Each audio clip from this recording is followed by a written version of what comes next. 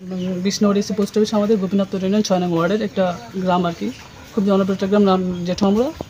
তো আমি আসলে ঢাকা থেকে আসি মাঝে মাঝে আর কি, যদিও বাইকে আসি। এখানে বৃষ্টি বাদল হইলে আসলে মানুষ হাঁটা চলাটা খুবই কষ্টদায়ক হয়ে যায় আর কি। যদি আমার বৃদ্ধ মা আছে এখানে, বা চাচিরা আছে, বা মায়েরা আছে, বা ছোটো ছোটো বাচ্চারা আছে, তারা যখন হাত দেওয়া মানে রাস্তাতে পথচারে চলাফেরা করে, তখন তারা যে কোনো মুহূর্তে একটা দুর্ঘটনা ঘটতে পারে। যদিও একটা লালমাটি, তো এখানে বৃষ্টি বাদল খুব রিস্ক থাকে আর কি, তারা সেফটি হতে হাঁটতে পারে না।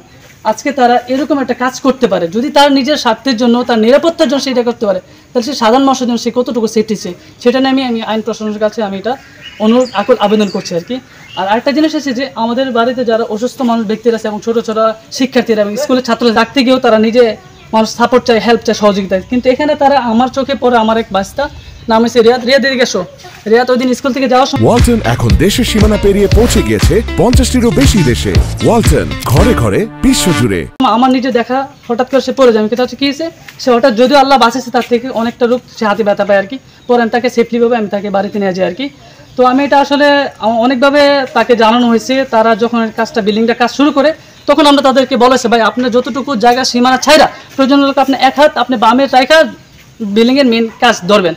তারা আমাদের কথা কোনো গুরুত্ব দেয় না, এবং এই নিয়ে সামনে ইউনিয়ন চেয়ারম্যান হইতে এবং ওয়ার্ড মেম্বার হইতে এটি অনেকবার একটি মিটিং করা হয়েছে। এবং শুধু এটা না, সেটা নিয়ে আরও অনেক কথা আছে। বলতে আমাদের সামনে একটা রাস্তার মাঝখানে একটা খুঁটি আছে, ইলেকট্রিসিটি খুঁটি। তো সেখানে আমরা এই মানুষ আমাদের প্রায় 30টা পরিবার এই রুটটাতে প্রতিদিন যাতায়াত করতেছে আর কি। যদি আমাদের বর্ষা সিজন, কারণ এখন আর ধান সিজন হচ্ছে না, যখন ধান ছিল তখন তারা দক্ষিণের মানুষগুলোর তখন তারা এখানে ফসল করে এই রুটটাই তারা ব্যবহার করতেছে। সো এটার জন্য যে আমাদের এতটুকু রিস্ক দেখ বা এরকম করে রাখবে, এটা আসলে আমরা তাদের থেকে এটা আমরা আশা করি নাই। শুধু আমাদের নিজের স্বার্থ, সমাজের সবার জন্য আর কি। আর একটা রোডের মাঝখানে একটা ইলেকট্রিসিটি হচ্ছে, এটা কোনো সমাধান আসছে না। কারণ এটা যে আমরা জানি না তারা কীভাবে তারা এগুলো করতে পারতেছে। তো আমরা চাই এটা আইনগত ব্যবস্থা নেওক। সেটি হচ্ছে রাস্তার মাঝখানে একটা ইলেকট্রিসিটি খুঁটি, সেখানে আমরা অনেকবারে জানানো হয়েছে টিএন অফিসে, তো আগে যাওয়া হয় না। তো আমরা চাচ্ছি এটা আইনের ব্যবস্থা নেওয়ার জন্য আর কি। তো এটা মাঝখান থেকে হোক, আমরা কারো কোনো স্বার্থের জন্য কথা বলতে চাই না, কারণ ইলেকট্রিসিটির মাঝখানে আর কি। তো যদি এটা আমরা পূর্ব দিকে বসাই, তাহলে সবাই একটা সুবিধা এবং জনগণ সবার জন্য সুবিধা হয়। জেঠুমরা গ্রামে এক রাস্তায় মাঝখানে এক রুটের সাথে লোহা দিয়ে রাখছে, মানে বাচ্চাদের জন্য স্কুলে আসা যাওয়ার জন্য খুব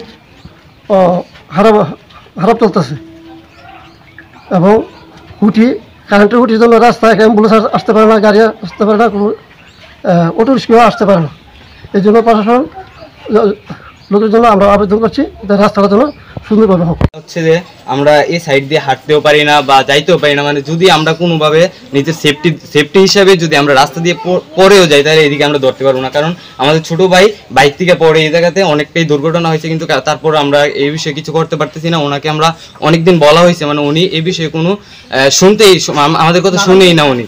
মানে উনি আমরা যে বলতেছি যে উনি কান দিয়ে এটা নিতেছে না, এবং উনি রাস্তাটার খুবই একটা খারাপ দিক দিয়ে নিয়ে যাচ্ছে, এবং ওনার ছাদের যে পানিটা এটাও আমাদের রাস্তাতে ছাড়তে, আমরা সাধারণ মানুষ এই দিক দিয়ে চলাফেরা করতে পারতেছি না, আমাদের গাড়িও যাচ্ছে না বাড়িতে, এবং একদম অসুস্থ মানুষ যে নিয়ে যাব এটাও কোনো শেপ নেই আর কি।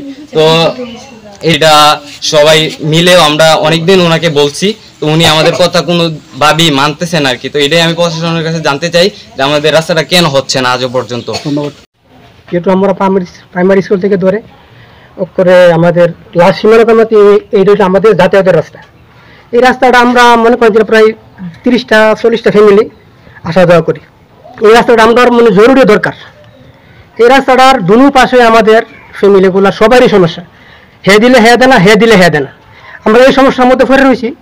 আমরা সরকারের কাছে এটাই আবেদন, আমাদের রাস্তাটা যেন দ্রুতভাবে আমাদের ফ্যামিলিগুলো সবার সাথে বসে এই কাজটা সমাধান করে দেয়। আর দ্বিতীয় কথা হলো, প্রথম হলো আমাদের যে হাম্বাড়া, এই হুডিটার জন্য আমরা আজকে প্রায় 5-7 বছর ধরে সবার কাছে যাচ্ছি, চেয়ারম্যান, মেম্বার, এলাকার গণ্যমান্য ব্যক্তির কাছে, কারো কাছে কি আমরা ঠাই পাইতেছি না। যার কাছে যাইতে ওই হেড টেলা দেখে, তাহলে হেড টেলা দেখে, কিন্তু কেউ আমরা সমাধান করার জন্য কেউ আসে না। আমার ভাই কোন কারণে করছে এটা কারো কাছে কোনো বুদ্ধি পরামর্শ নেই। হ্যাঁ এই ওয়ার্ডটা যেটা দিছে আমরা কারো কোনো বাধা নেই, হ্যাঁ ভালো করছে, হ্যাঁ বিল্ডিংটার জন্য এটা প্রয়োজন, কিন্তু হ্যাঁ জানে বাড়ি বয়েছে, হ্যাঁ কোন কারণে বয়েছে ওটা হ্যাঁ জানে, হ্যাঁ আল্লাহ জানে। পথে তার কাটা দিয়ে মানুষের চলাচল অসুবিধার একটা মানে ছবি আমার চোখে পড়েছে, এবং একজন আমার কাছে অভিযোগও করেছেন।